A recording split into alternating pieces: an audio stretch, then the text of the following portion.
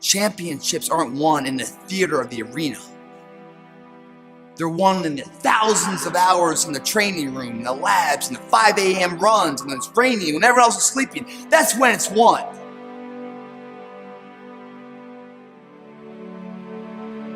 It's 6 a.m. right now, early. It's cold too, man. See, I like these conditions. Because if you can perform in these conditions, then anything's easy. Especially when your competition is sleeping, you're out here working, it makes you desire to solidify even more. Because success doesn't know these things about cold or early or tired. It just knows if you showed up or not. Isn't it about time you do that? Isn't it about time you become that person you knew you always could be? How do you do that? You break the mold, guys. You get out of bed when it's cold, when it's early. You do something away from the normality of what you've been doing. That's psychotic behavior. Doing the same thing, expecting a different result doesn't work that way. You must switch up the mainframe. Switch it up if you want a different result, man. Why not try it, man? Shock the system. Start with an earthquake, man. What I mean by that is, yeah, get up at 4 in the morning one day. Just one day. And go for a run. Commit to one day. And see how you feel. As you're jogging it back in around 5 or something. As your neighbors are still asleep. Or as you're jogging it back in at 6 o'clock. And your neighbor's just getting up, grabbing the coffee, looking outside. Wondering, what the day's going to hold for them. Well, your day's already provided something for you. You see how that works? And then you go back your day at work and your coworker's like, what happened to old Greg, man? This is who's this? That's right. That's how you run it, man. But you won't get to know what I'm talking about, man. You can't look at a picture of something of Hawaii and feel the cool breeze and the warm water. You gotta be there, man. You can't talk it all the time. You gotta walk it. Commit to one day. Try it. See how it feels. Getting up that early when everyone else is asleep, or when it's that cold. When everybody else says, no, this is not comfortable, we shouldn't do this. You say, yes, I'm gonna introduce myself to it.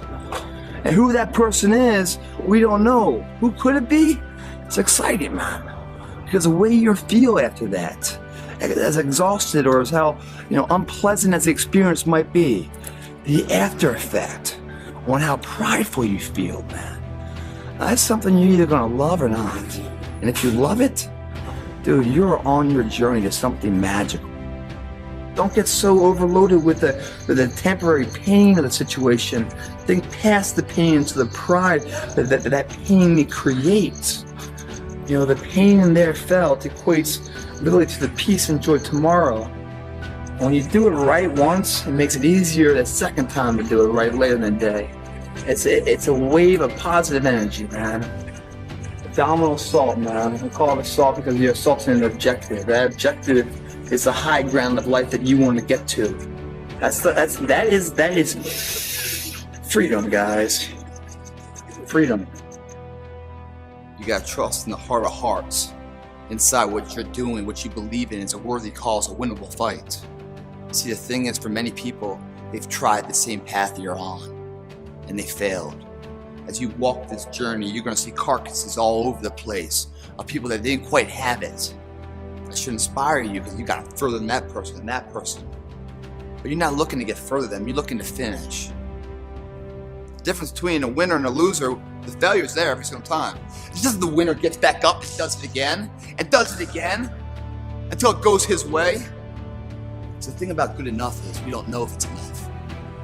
Until the nth hour, the final hour, and everything's on the line. That's when we find out if it is enough. And if we come up short, man, doesn't that suck? I promise you guys, if today you never say good enough, tomorrow you'll always have enough. What I'm saying, it's the character of who you are. It's not the title that makes you. It's not the success that makes you. The character defines the success, defines the fame, and it starts right there. Championships aren't won in the theater of the arena. They're won in the thousands of hours in the training room, in the labs, in the 5 a.m. runs, and it's raining, when everyone else is sleeping. That's when it's won. The heart of a champion is a light switch that's always on. It doesn't go on and off when someone's watching. It's constant. It's how you look at something. If your name's attached to it, that you do it right, the best of your ability every single time. Do the job right or don't do it at all. That's the same person who has his hand raised on the podium one day. How you hold yourself in the small things of life build the character winning blocks of the things that we're remembered for. I see them as one and one the same, guys. It begins right now with no one looking, man. And how you hold yourself, how you see yourself. What do you do when no one's watching? If you do it then, I guarantee you, you'll be doing it when everyone's watching. Why are you guys watching this video right now? Because ask that question to yourself. You've hit the wall someplace, you've looked in the mirror too many times and haven't smiled. You want to change the situation, move from where you are. The journey is not easy. Before you start that journey, mentally, you must fuel yourself with the right reasons, the right fuel to sustain the entire journey. Everyone's hot off the start, but after a month or so into it, or a couple weeks into it, with the wear and tear and the grind starts to hit you, you start losing focus on the horizon, do you not? You get caught away in the daily hiccups, the ups and downs, and the wear and tear. And you focus on the speed bumps, the daily activities, losing sight of the true purpose. When you lose sight of the purpose, you give too much value of what the pain is today. We always invest today, sacrifice today for tomorrow's betterment. But if we don't know what that betterment is, the want factor, what we're really doing it for, we can't win this war, guys. You have a capable body to do whatever you want. You have a sound mental, nutritional diet. Now what the f do you want? Once you find out you want, regardless of what it is, then you combine the mind and the body together. That's when life gets exciting, guys.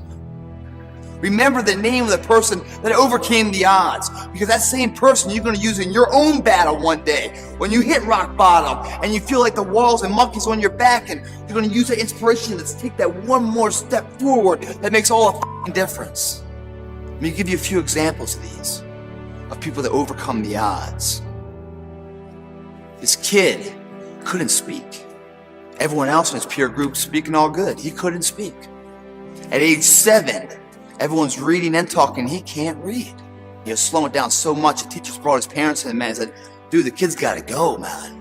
He's just slow. He's not creative. He's slowing down the betterment of the entire class. Gotta go. Parents brought him home and it's like, man, what are we gonna do with this? It's a child of ours. Too bad. They put him to work. He got fired from every single job he ever tried. All this guy knows up until 21 years old is failure. He's never tasted success. He just gets up and keeps trying, fails. Gets up and keeps trying. Until one day he found out what he wanted, what inspired him. And he gave it everything he had, day in, day out, man. He burned the midnight oil, so he didn't have to stay awake in the midnight hours wondering what if. This guy tried something 1,093 times before it was successful. 1,093 times, man. When the hell have you ever tried something more than 10 times before you throw in the towel? I can't say I have. This guy did. And why? That was what he wanted. How was it nourished? Failure. Everything failed in his life. So when it failed the 1,000th time, it's like, f it, man. It's an average day. It always fails. I keep on going, but his invention got smarter and quicker. That failure made it more and more successful. It's getting closer and closer and closer. And finally, the light bulb lit. That was Thomas Edison, man. Failure, dumbass, his entire life. He had over another 1,000 patents, man. Remarkable. Couldn't speak at 4. Was written out of class because couldn't read at 7. Kicked home saying mentally challenged. One of the greatest inventors of our time. We all fall down in life, guys. The question is, who gets back up?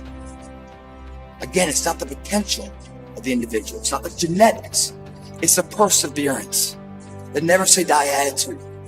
If you constantly keep throwing shit against the wall, eventually something will stick, guys. Never give in to what you want. When you find out what you want, and you combine that with a sound mental diet, visual nutrition, a physical diet of good food coming in with good exercise, you build the body, the belief, the confidence. You put that together with a want and a drive, dude, you're unstoppable.